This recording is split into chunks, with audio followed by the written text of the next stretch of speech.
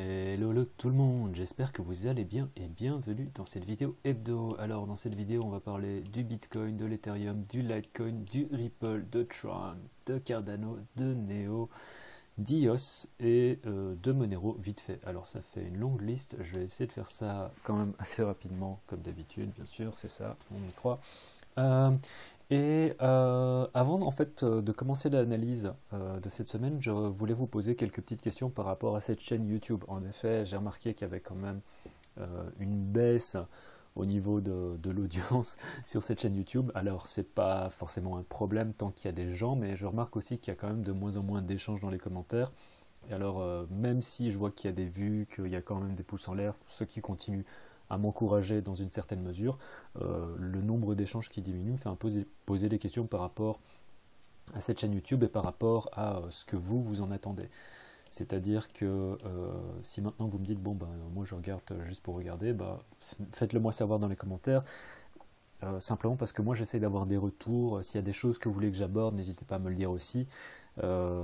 Globalement, je suis intéressé par le pourquoi du comment et qu'est-ce qui fait que les gens continuent ou arrêtent de regarder cette chaîne YouTube. S'il y avait des choses que vous voulez aussi, par exemple, si vous avez des idées par rapport à des choses que je pourrais améliorer, n'hésitez pas à mettre ça dans les commentaires, vraiment n'importe quoi, parce que là je suis en train de me poser vraiment des questions par rapport à ça. Alors la dernière fois que j'avais dit que j'arrêtais de faire des vidéos, bah, j'avais reçu quand même pas mal de messages de soutien, ça m'avait fait chaud au cœur, mais là je me pose un peu des questions, donc vraiment prenez une minute ou deux de votre temps pour me dire un peu ce que vous en pensez, quoi. Donc voilà. Euh, En même temps, ce qui est contradictoire, c'est que je viens d'ouvrir une page Tipeee, donc je vais en parler en fin de vidéo si j'oublie pas. Et donc si jamais vous voulez me jeter 1 euro ou deux à la figure, bah, n'hésitez pas. Et puis voilà. Il y a différentes contreparties, j'en reparlerai en fin de vidéo. Sinon, bah, si j'oublie, bah, n'hésitez pas à regarder ça par vous-même. Alors, commençons par Bitcoin en mensuel. Alors, je parle du mensuel, même si pour le moment, bah, le mois n'est pas fini, mais honnêtement, voilà, cette chandelle est juste magnifique, il reste encore 4 ou 5 jours et je pense que c'est la chandelle en termes de pourcentage, je pense que le corps de cette bougie est encore plus grande que celle-ci. Tout simplement parce qu'on est parti sur une base plus petite. Donc ici, on va regarder ça tout simplement. Voilà, ici, on est à 54%, et si on regarde le corps de cette chandelle-là, voilà, on est à 67%, donc véritablement quelque chose d'assez énorme. Toujours très très positif, donc Bitcoin. Bien sûr, la clôture n'est pas finie. Après, moi, ce que je vois ici, c'est ce bloc, et on a fait un breaker. Du coup, selon moi, si j'en crois mon analyse technique et mon expérience, on va à un moment ou un autre venir à nouveau taper dans ce bloc. Je ne dis pas que ça va se faire tout de suite, on est en mensuel, donc ça peut prendre éventuellement plusieurs mois. Ce sera peut-être le mois prochain, mais pour moi, on va venir à un moment ou un autre retaper dans ce bloc. C'est ce que je pense. Après, le marché fait toujours ce qu'il veut. Ceci dit, je pense qu'on est aussi bon pour une retrace. Donc ce bloc ici en vert, je le laisse en vert pour diverses raisons. Et la première, c'est tout simplement que je pense qu'on va à un moment venir retaper dedans. En hebdomadaire, il y a plusieurs niveaux qui m'intéressent. Tout d'abord, c'est les niveaux qui sont dans ce bloc vert que je viens de mentionner. Du coup, il y a cette résistance ici, enfin cet ancien support qui est ensuite devenu résistance, on peut voir ça ici, et ce support qui est devenu résistance ici plusieurs fois et qui nous a maintenu pendant un certain temps en dessous des 6800 avant de venir casser les 6002 et d'entamer la downtrend. Donc ça, c'est deux niveaux que je regarde. Du coup, ça, je vais enlever pour plus de clarté. Et ce serait éventuellement deux niveaux où je serais chaud pour prendre des longs si jamais on revient vers ces niveaux-ci. Donc ça, c'est des cibles que je voudrais éventuellement regarder parce que je pense qu'elles sont assez intéressantes. Ce ne sera pas pour tout de suite, ne me faites pas dire que ce que je n'ai pas dit, je ne dis pas qu'on va retracer directement, mais ce sont des cibles à tenir en compte. Si maintenant on a une retrace à partir des niveaux actuels, un support que je regarde, c'est tout simplement ce bloc qui nous est servi ici de résistance et qui pourrait éventuellement nous servir de support ici. Si maintenant ce bloc-là ne nous sert pas de support, ben, je pense qu'on va tout simplement revenir traverser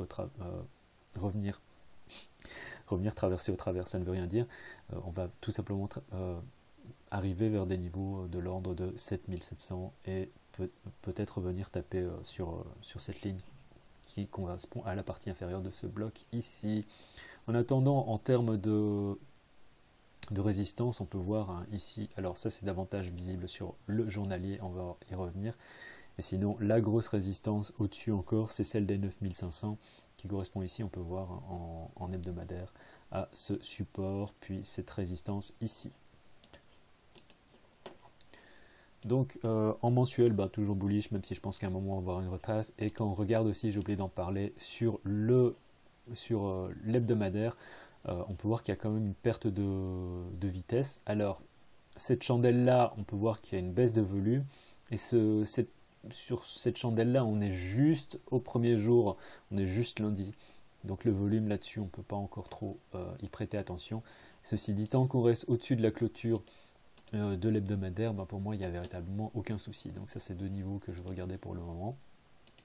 Et quand on regarde sur le journalier, ici il s'agit tout simplement du bloc que j'avais surligné un peu plus tôt sur le mensuel, qui nous avait fait office de résistance ici, et on peut voir on est venu travailler plusieurs fois, on a formé un triangle. C'est marrant parce que ça on l'a eu en live.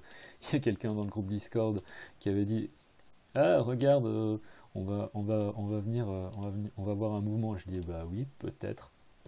Et le type, il a totalement timé, genre à 20 minutes près, on était ici. Il dit, on va voir un mouvement vers le haut. Je dis, oui, peut-être. Et en effet, il a eu raison. Alors, il a eu énormément de chance. Même si, bon, voilà, pour l'ego, c'est toujours très très bien de dire ah, il va y avoir un mouvement vers le haut, et le fait qu'on ait le mouvement directement après, c'est assez cool. Donc, vraiment, shoot out à lui.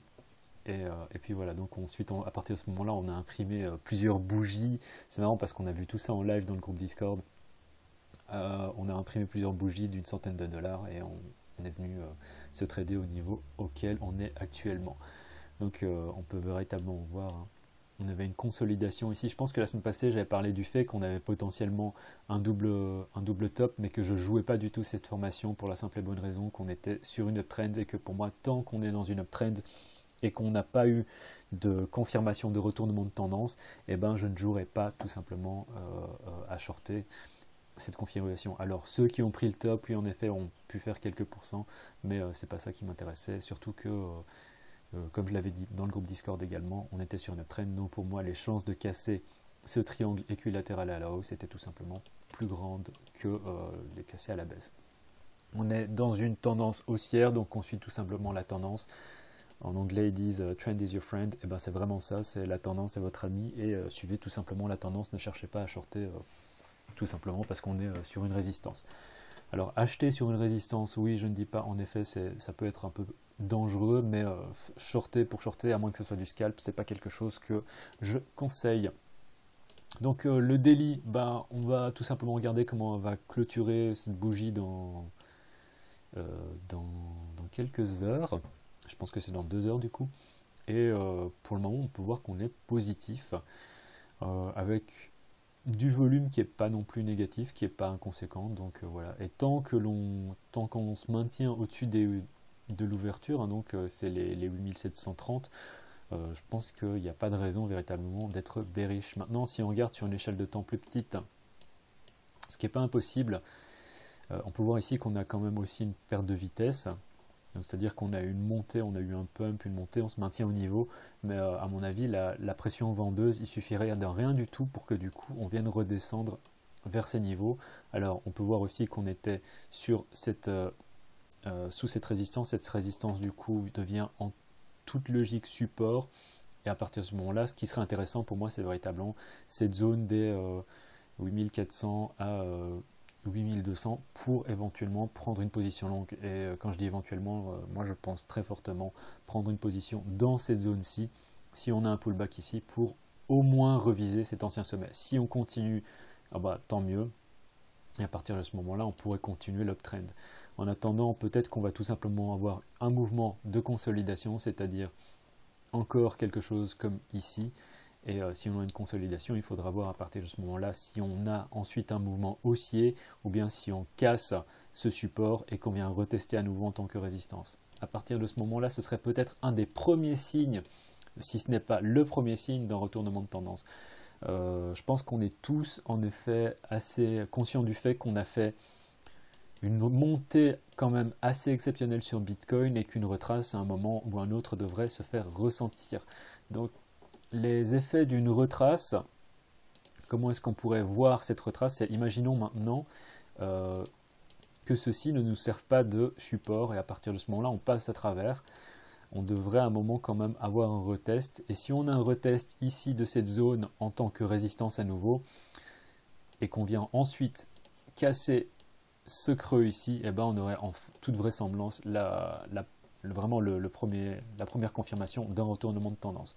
Ceci, ce serait le franchissement de ce deuxième creux, ce serait véritablement le premier signe d'un retournement de tendance. Pour le moment, je ne suis pas dans cette optique-là. Pour le moment, je suis dans l'optique d'acheter tout simplement, si on a une retrace ici, d'acheter cette retrace, parce que c'est la zone logique. En attendant, je vous conseille d'être patient, je ne vous conseille pas de prendre des trades ici, parce qu'on est véritablement dans un mini-range, une espèce de consolidation. Et on vient tout juste de finir de faire ce pump. Alors peut-être qu'on va avoir un autre pump, mais en attendant, je préfère ne pas prendre de position. Si vous n'êtes pas déjà en position, je ne vous conseille pas de prendre position. Et par rapport aux retraces, je voudrais vous rappeler que cette retrace-ci, c'est une retrace qu'on avait déjà définie. Alors, moi j'avais défini une retrace au 7002, on est descendu beaucoup plus bas que ça. J'avais aussi un ordre d'achat à 6005 qui n'a pas été acheté du coup, mais ça a quand même permis de rider tout ça. Et c'est pour ça qu'en ce moment, acheter un dip, vu qu'on est en marché haussier, ça fait véritablement sens. Donc voilà, ça c'est pour Bitcoin. Mon avis, alors je ne vais pas parler de scalp, de toute façon mon avis c'est tout simplement qu'on va à un moment retracer ici, et qu'on va ensuite remonter au moins jusqu'à ces anciens niveaux, voire les dépasser pour les retravailler en tant que résistance et continuer. Si on ne fait pas quelque chose comme ça, on a aussi le scénario de la continuation, et pour le moment, ce scénario-là, ça ne fait pas partie des cartes pour moi. Donc pour moi, soit on a une consolidation, soit on continue tout simplement de monter. Et pour tout ce qui est achat, enfin pour tout ce qui est short, j'y pense même pas, sauf si c'est du scalp, et pour tout ce qui est achat, j'achète tout simplement les dips. Certaines personnes se demandent peut-être, mais du coup, si tu achètes ici et qu'on vient casser en dessous, si on vient faire ça, comment est-ce que, tu es en perte? Oui, en effet, j'attends simplement une retrace vers le haut pour ressortir de là, et c'est ce qui, de toute façon, je ne vais pas vous apprendre non plus comment faire, sauf si éventuellement vous voulez plus d'informations, mais là, j'ai pas envie de vous embêter avec ça. Mais globalement, tant qu'on n'a pas eu un retournement confirmé de tendance, on continue à être haussier, on continue à jouer les consolidations et les uptrends. Voilà, ça c'est pour Bitcoin. Pour le moment, véritablement, si on regarde sur une échelle de temps, parce que là, dans le groupe Discord, on est vraiment sur des échelles de temps du genre 15 minutes. C'est un peu ridicule quand on y pense, mais moi je trouve ça très dangereux parce que c'est psychologiquement très très éreintant de regarder des échelles de temps telles que le 1 heure. Et pour le moment, vraiment, on peut voir, on est sur une consolidation. Tant qu'on vient ici, on a eu une cassure en dessous, mais on est revenu remonter tout de suite. Donc véritablement, on est dans un range ici, et il n'y a pas trop lieu de s'inquiéter. Je ne sais plus c'est quoi que j'avais tracé ici, soit c'est pas important, mais si vous regardez, on est dans un range et on évolue aussi dans un range. Et tant que on n'a pas cassé, éventuellement, voilà, ici ce serait une première confirmation qui montrerait qu'on va aller chercher les 4000, les 8400, pardon, pas les 4800, les 8400. Les 4800, c'est dans mes rêves. Donc voilà, Bitcoin. Donc pour moi, le scénario, c'est tout simplement qu'on va avoir un petit pullback, consolidation, ou voire continuation de l'uptrend. En dehors de ça, Ethereum contre le Bitcoin. Alors, quand on regarde sur des échelles de temps un peu plus petites, on est toujours en train. On est ici au sein d'un petit canal baissier. Certains pourraient éventuellement voir un biseau, peut-être. Pour le moment, c'est difficile de dire quoi que ce soit sur Ethereum. Pour le moment, il n'y a pas de retournement confirmé ici. On est toujours, lorsqu'on prend du recul, on est toujours au sein de cet uptrend, pas de ce range.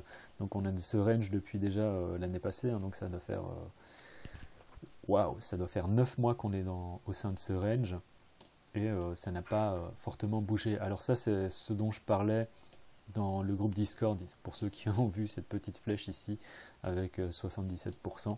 Ce que j'indique, c'est que ici, on est quand même sur des niveaux qui sont intéressants, c'est-à-dire que on a cette zone hein, qui nous servait de résistance, véritablement pouvoir résistance, résistance, résistance. On arrive à passer au-dessus, on devrait retravailler en tant que support. Donc éventuellement prendre un long, ça pourrait se faire, d'autant plus qu'il y a énormément d'alt, enfin pas énormément d'alt, il y a certains alt qui vont commencer à pumper. Donc à partir de ce moment-là, ça veut dire qu'il y a une rotation au niveau de la liquidité. Et je parle longtemps, j'ai l'impression. et Ethereum fait véritablement partie de ceux qui, entre guillemets, sont en train de laguer par rapport à d'autres coins, notamment par rapport au Bitcoin.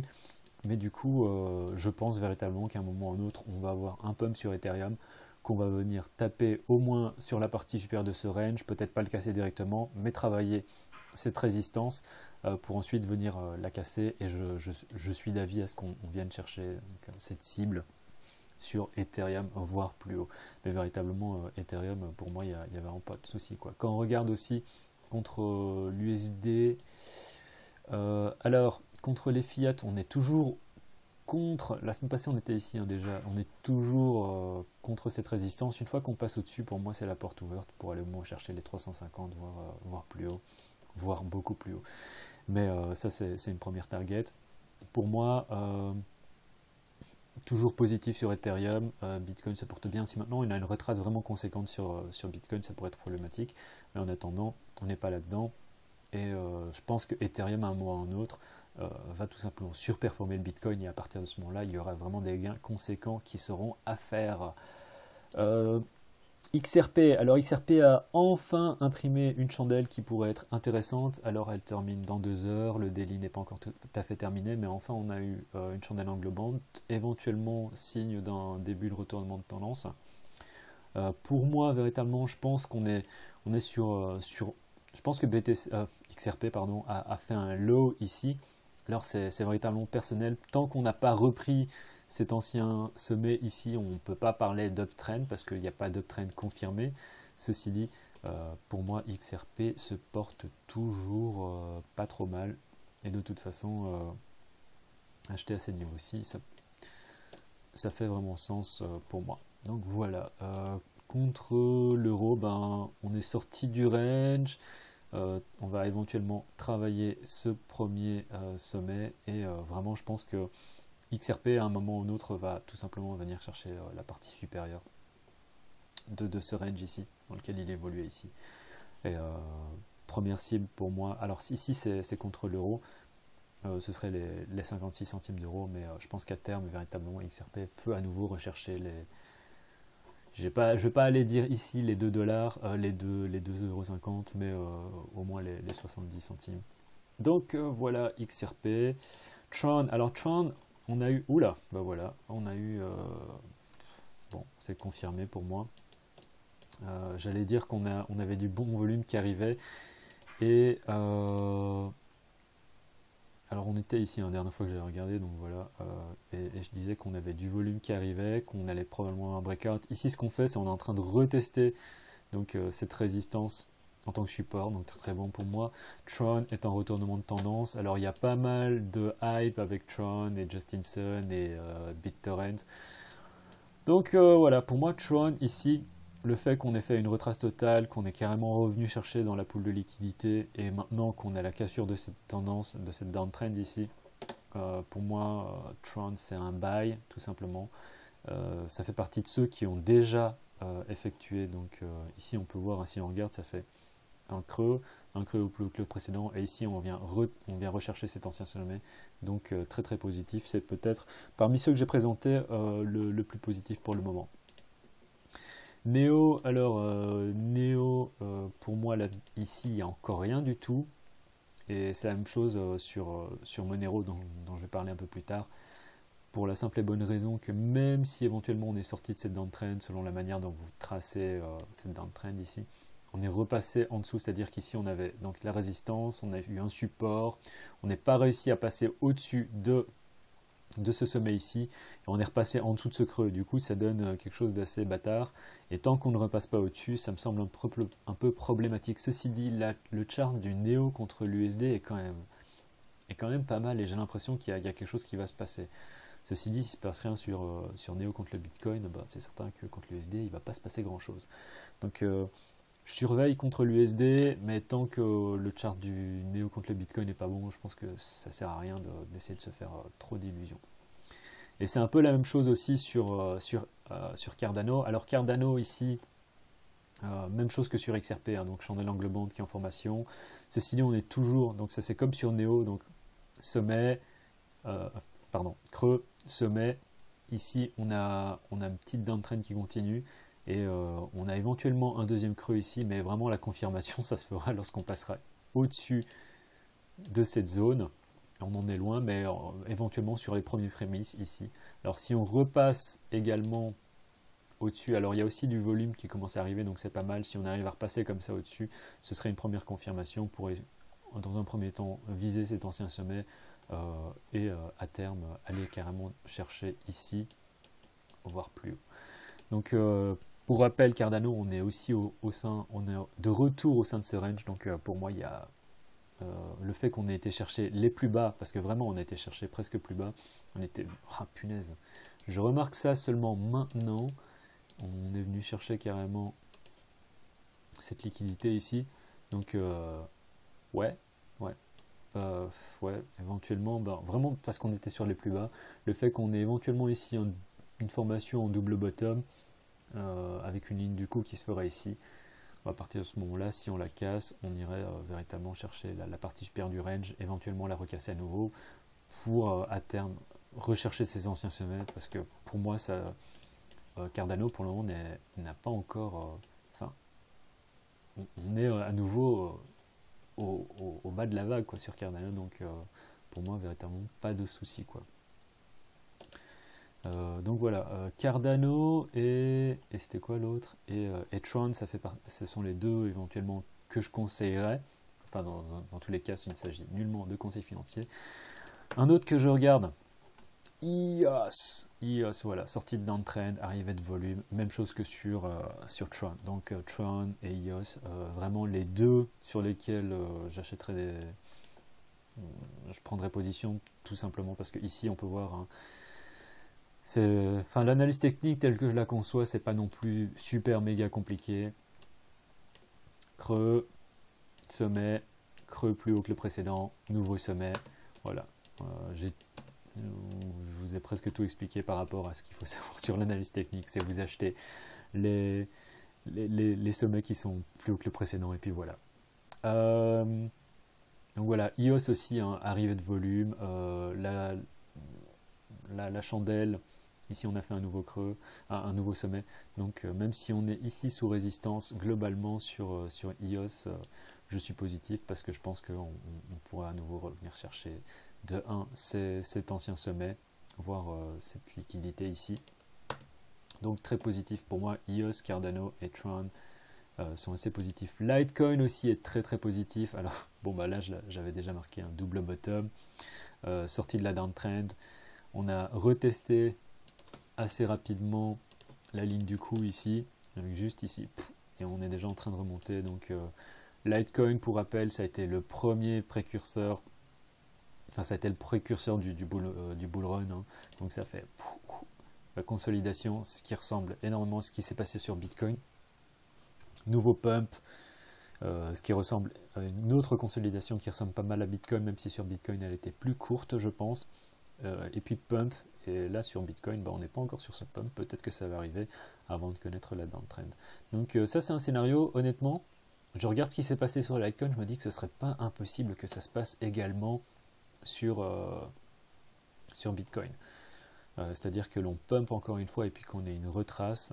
Alors, cette retrace, je ne sais pas elle est de combien, mais voilà, wow, un peu plus de 40%. Pour rappel, sur Bitcoin, lors de du dernier bull run, qui est le seul bull run finalement que j'ai connu sur Bitcoin, vu que j'ai commencé en 2017, c'est qu'à chaque fois on avait eu des retraces de l'ordre d'une quarantaine de pourcents. Si on regarde ici,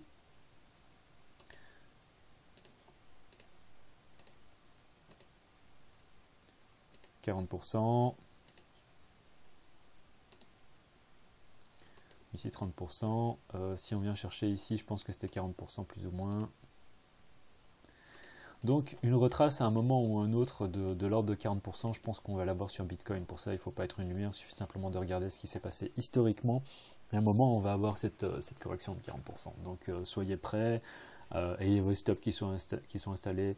Lorsqu'on a un retournement de tendance, n'hésitez pas pendant plusieurs jours à arrêter de trader, à rester en dehors du marché.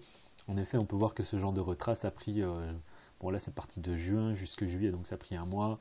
Ici de août jusqu'à septembre, donc ça a pris 2 semaines. Avant éventuellement de remonter, ça a presque pris un mois.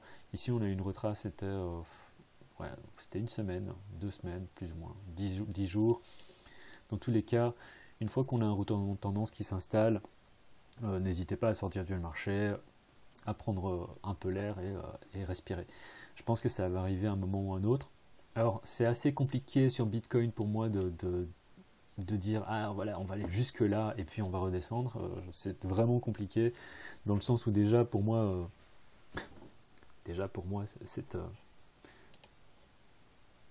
ce support on n'aurait pas dû donc cet ancien support normalement aurait dû servir de résistance et on est passé au travers comme rien. Donc là tout ce que je peux dire c'est que normalement on devrait avoir un peu de résistance ici. Pour le moment ça a assez bien marché, notamment tout ce qui est weekly. On peut voir ici nous a servi de résistance, peut-être pas en hebdomadaire, mais au moins nous a servi de résistance en journalier. Et donc ça, on peut voir ici, on a une retrace qui était assez bien faite dans cette zone pour ensuite passer au-dessus. Donc pour moi, il n'y a pas trop non plus à se poser de questions. On est toujours bon pour aller viser les 9005, mais c'est pas certain non plus qu'on y aille.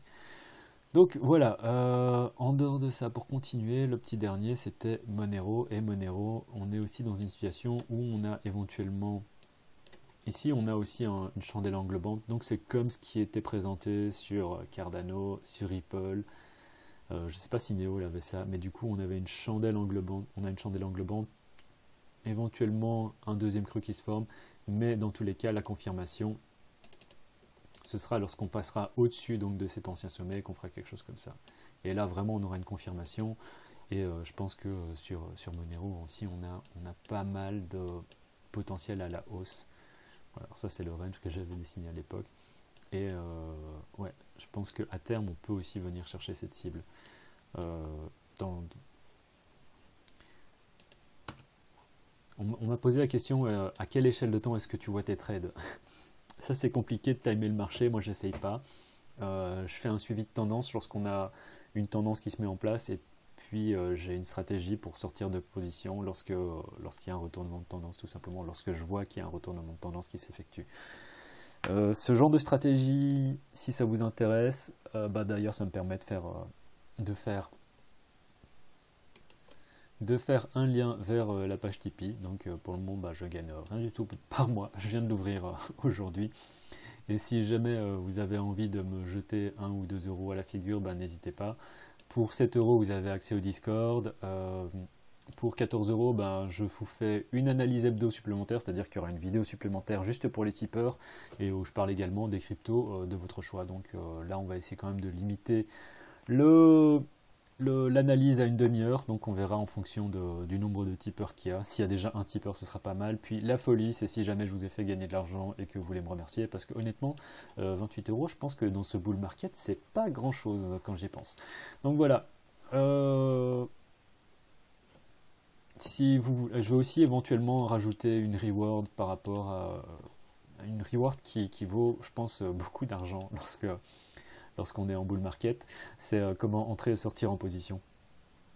Ça, je ferai bien un module qui vous explique comment rentrer, comment sortir et comment réussir à avoir finalement à avoir le gros de la tendance. Et c'est comme ça que j'ai réussi par exemple sur Ethereum à surfer l'année passée une grosse partie de cette montée ici qui était très très conséquente. Donc ouais, je crois que je suis sorti quand même à 200%, mais donc voilà. Si jamais ce genre de choses vous intéresse, n'hésitez pas à aller sur Tipeee. Et bon, pour ceux qui sont fous au point de me verser 28 euros, bah, finalement, pour une stratégie d'entrée et de sortie de position, je pense pas que ce soit cher payé. Donc voilà, c'est tout pour la vidéo de cette semaine. Bitcoin, comme toujours, il s'agit de regarder ce qu'il va faire pour éventuellement... Aussi, comme j'ai dit, hein, on commence à avoir quelques pumps sur, par exemple, Tron, sur EOS et sur Litecoin. Enfin, Litecoin, ça a toujours été le cas un peu, j'ai l'impression. Et donc, ça veut dire qu'on a aussi une rotation. Ça veut dire qu'il y a des capitaux qui commencent à bouger d'une crypto vers l'autre. Cette première crypto, c'est Litecoin, EOS et Tron. Et véritablement, lorsqu'on a une rotation dans les capitaux, ça veut dire qu'on va avoir un pump sur différents alts. Les alts que j'ai cités, ce n'est pas les seuls alts qui vont pumper. Je pense qu'à terme, il y a davantage d'altcoins qui vont véritablement avoir des bons retours intéressants. Donc voilà, en attendant, Bitcoin est toujours en consolidation. Tant qu'on n'est pas en dessous d'ici, on est toujours bon. Et de toute façon, tant qu'on ne repasse pas en dessous de cette zone ici, hein, qui était notre ancienne résistance, donc on ne passe pas en dessous de ce support, il n'y a pas de retournement de tendance et on continue à être positif. Voilà, c'était tout pour cette semaine. C'était une vidéo vachement longue. J'espère que vous aurez le courage de regarder. Sinon, tant pis. Voilà, c'était le cryptographe. Tchuss.